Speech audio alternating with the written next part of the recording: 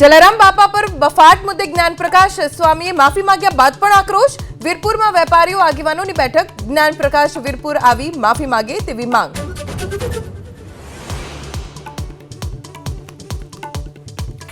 ફટાકડા ફોડવા મુદ્દે બે જૂથ વચ્ચે બબાલ। દ્વારકાના ખંભાળિયામાં 7 સામે પોલીસ ફરિયાદ। તપાસનો ધમધમાટ તેજ।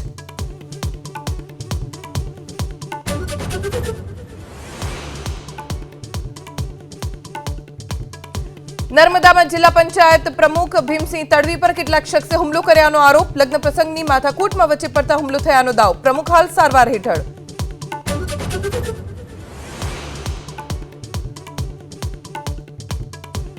એમએસયુનો વીસી બંગલો છોડવા માટે વિજય શ્રીવાસ્તવને સાંસદ હેમાંગ જોશીનો ઈમેલ। ફેબ્રુઆરીથી ગેરકાયદે કબજો કર્યાનો ઉલ્લેખ। મુખ્યમંત્રીને પણ મોકલાવાઈ ઈમેલની નકલ। મહારાષ્ટ્રમાં ધનંજય મુંડે મંત્રીપદેથી આપ્યું રાજીનામું। મુખ્યમંત્રી દેવેન્દ્ર ફડણવીસે રાજીનામું સ્વીકારીને મોકલ્યું રાજ્યપાલને।